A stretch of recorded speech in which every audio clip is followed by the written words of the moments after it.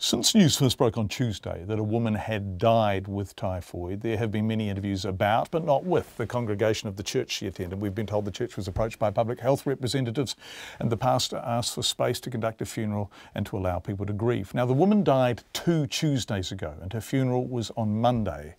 So what have the congregation now been told about a public health emergency which has seen 17 people contract typhoid, all from or connected to the same church? And we believe that number is growing. Tina is a senior member of the congregation speaking on its behalf. Jerome Mika is the family spokesperson. They both joined us in the studio earlier this afternoon. Tina was with the deceased woman twice in the 3 days prior to her death. I asked her first of all if she's been tested for typhoid. No, I haven't to this day. And when did you last see your friend who died of typhoid? I last saw her on Tuesday last week before she died. I got to the hospital around about 8 o'clock in the morning, or just before 8, when I received the message that she only had a couple of hours to live. And you prayed with her and you sat with her? Yeah, I spent probably a good 20 minutes with her. I was actually right close up with her, just talking to her and checking to see how she was. Holding her hand, that kind of thing? Yes, and just encouraging her to, get her, don't worry about anything else, just focus on getting better. And then I just did a prayer with her. And incredibly to me, this was on Tuesday and she had been at church on Sunday. That's correct. So 3 days earlier. That's right. And did you see her at church?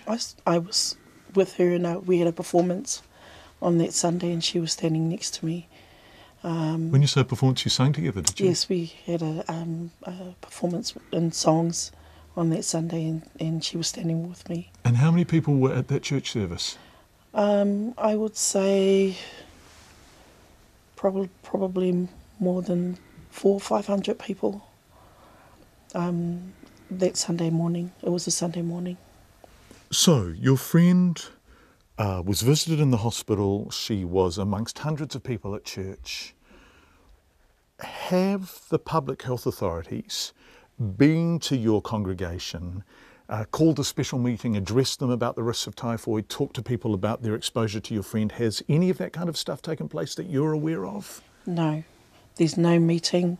We've never had any meetings held with the public health authorities. I only received a phone call from them asking questions about members of my family who go to church. Have you been tested yet? I have not been tested yet. And so you sang beside your friend on Sunday and you went to see her just before she died on Tuesday? That's right. And you still haven't been tested? No. And when did you find out she had typhoid? When the news media came out yesterday. Tuesday. Tuesday. When the news. So you found out through the news media on Tuesday. That's right. No one had told you prior to that. No. And since then you've been food handling, cooking food, preparing food, being with your family, all of that kind of stuff. That's correct. This is so confusing because we've been told the family has been spoken to, that the minister was spoken to, I think, 3 times, that he asked for space to conduct the funeral in before the discussions around typhoid took place, and they're such different versions of events that we're hearing. And what we can say, explicitly statement of fact, is that 17 people have typhoid, including, of course, the deceased, and that they are all from or connected to the same congregation. So, a simple question, has the congregation been spoken to, Jerome Mika? Yeah, no, they haven't. And this is also, we saw the Minister of Health saying that the CEO has have apologised to them, but we have had no apology to the church or to the family. And this is probably what's hurting for the family, is even the contact. It feels really sort of disingenuous, and they're not coming to try and help them to test them and look at an infection of typhoid. They're actually just trying to look at ways to minimise and cover things up. And I think this is why we're really disappointed. We'd like to have some discussions with people, but even when I rang on the Tuesday after the media, I got sort of pushed to the side. We tried to ring the Pacific liaison person. No one was answering our calls, so it's just been really, really hard for them. And it's also still very raw for the family because they've just buried their loved one on Monday, and now they're having to go through this roller coaster ride of all this information being filtered out without some facts being established first. Right. Your friend died 2 Tuesdays ago, so roughly what, 9 days ago, right? And your friend was a regular member of your congregation, right? That's correct. So did public health people attend your church on Sunday? No, they didn't. So they didn't, because that would have been the best place to get to as many of the congregation as you possibly could at one time. That's correct. So no one came? Nobody came. And by this stage you didn't know she had typhoid? No, I did not know she had typhoid. And you found out through the media? That's correct. What do you think of this, Jerome Mika? I just think that they need to apply some honesty and really come and talk to the church and also to the family, because we've tried to connect with them.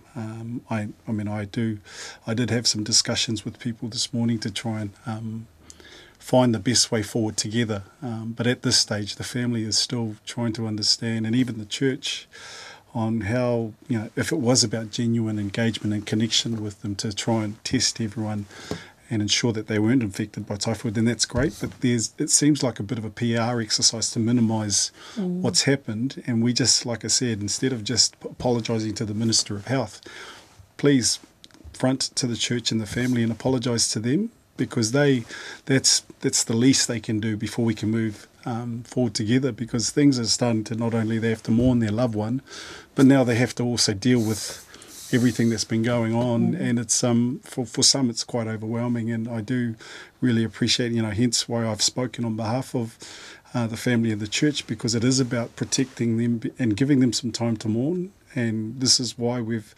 wanted to come to talk to you this afternoon, because it's important to get out the truth rather than the spin that we've been seeing by some of the things that have come out.